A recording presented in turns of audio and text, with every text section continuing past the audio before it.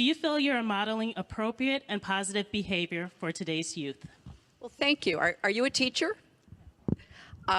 Yes, I think that that's a very good question, because I've heard from lots of teachers and parents about some of their concerns about some of the things that are being said and done in this campaign. And I think it is very important for us to make clear to our children that our country really is great because we're good. You can put supporters into what I call the basket of deplorables. Racist, sexist, homophobic, xenophobic, Islamophobic, you name it. Why do you believe Donald Trump should be president? I think that Donald Trump will be president because he's a pioneer. He's not a politician. First of all, my real reason, he's a businessman. And business, I think every elected official should be a business firm because they can provide service for the people they serve.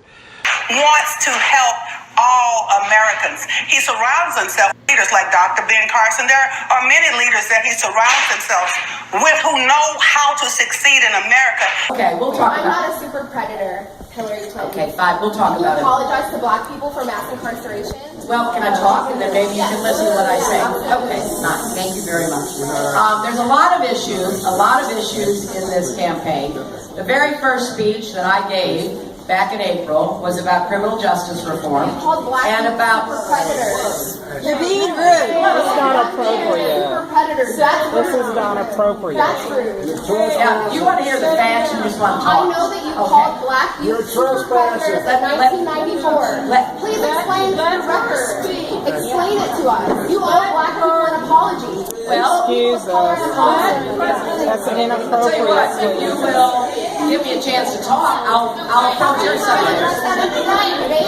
You know what? Nobody's ever asked me before. You're the first person to ask me, and I'm happy to address it, but you are the first person to ask me here. Wait, you want me to tell you what my husband thinks? My husband is not the Secretary of State, I am.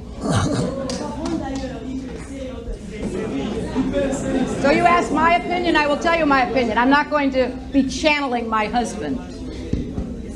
What we all saw and heard on Friday was Donald talking about women, what he thinks about women, what he does to women, and he has said that the video doesn't represent who he is, but I think it's clear to anyone who heard it that it represents exactly who he is. Hillary Rodham was a 27-year-old trial lawyer in Arkansas with a southern drawl and big ambitions. She was asked by a judge to defend a 42-year-old man accused of raping a 12-year-old girl. Now, Clinton was able to plea bargain down the sentence to just 1 year in prison, which was then reduced to time served. But the victim, who is now 52 years old, is speaking out to the Daily Beast and saying that one of the most famous women in the world put her through hell. She also has a message now for the former Secretary of State. You lied on me. I just realized the truth of it. It's hard back in '06 after I got out of prison. I just studied a little bit. I realized the truth now, hard of what you done to me. I said to the other man, you're supposed to be it for women? Do you call that for women? What you done to me? And I heard you on tape laughing. I had one appear that the prosecutor called me years ago and said that he had a guy who was accused of rape, and the guy wanted a woman lawyer. And I do it as a favor to him. I represented that guy. It was a fascinating case. It was really an interesting case. This guy was accused of raping a 12-year-old. I am reminded of what my friend Michelle Obama advised us all.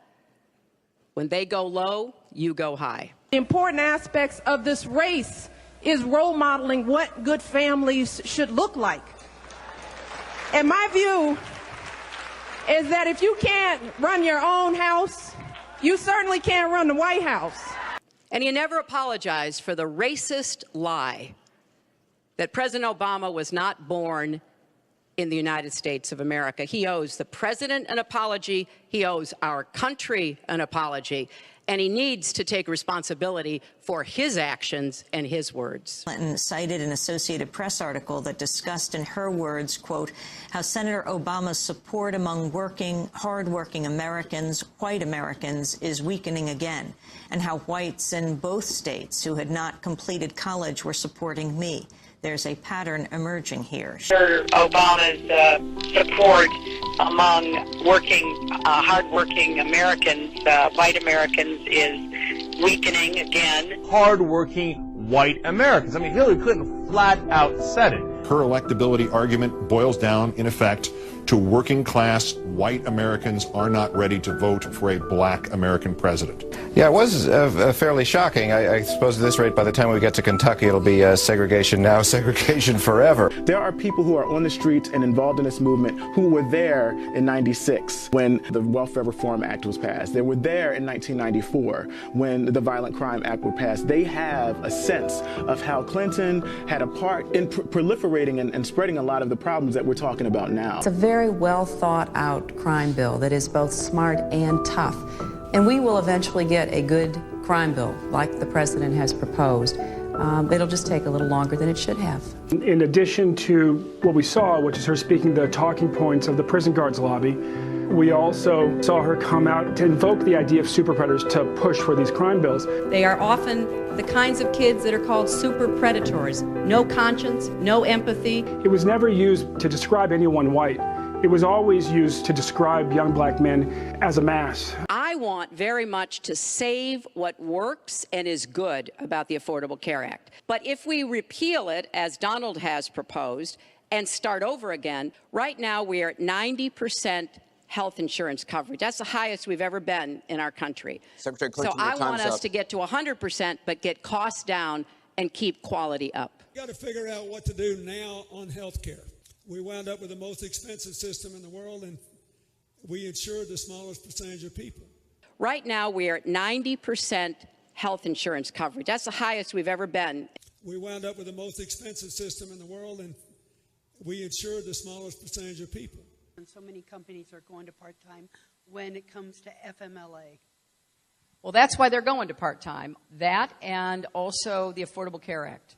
But let's not throw it away. WikiLeaks' release of purported excerpts of Secretary Clinton's paid speeches, which she has refused to release, and one line in particular in which you, Secretary Clinton, purportedly say you need both a public and private position on certain issues. It was appalling to hear Donald Trump describe immigrants as drug dealers, rapists, and criminals. It's shameful. Mexico is such an important problem. Mexican government's policies are pushing migration north. There isn't any sensible approach except to do what we need to do simultaneously, secure our borders with technology, personnel, physical barriers if necessary in some places, and we need to have tougher employer sanctions, and we need to try to incentivize Mexico to do more. If they've committed transgressions of whatever kind, they should be obviously deported. Gay rights are human rights, and human rights are gay rights. I support marriage for lesbian and gay couples. Do you think New York State should recognize gay marriage? No.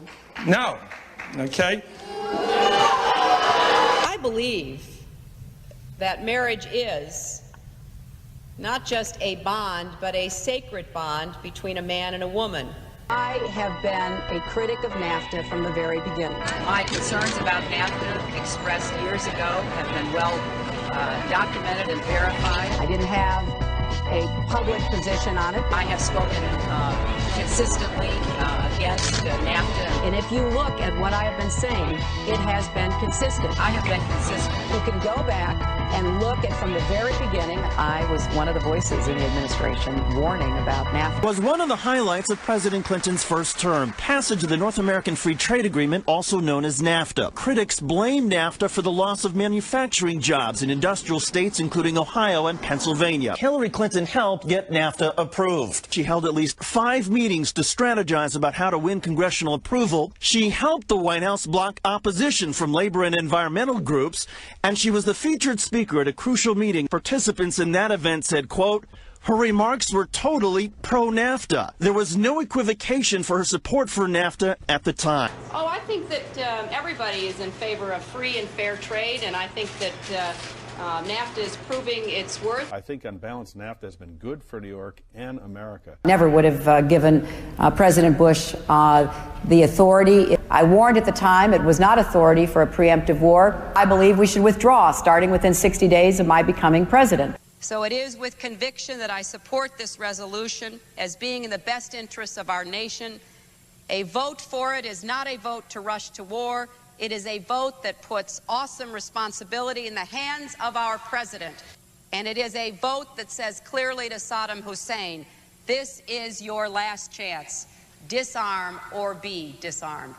You know, right out of law school, I went to work for the Children's Defense Fund. And Clinton's an old friend, but they're not friends in politics. We profoundly disagreed with the forms of the welfare reform bill. You know, many years after that, when many people are pronouncing welfare reform a great success, you know, we've got growing child poverty. The poor are suffering.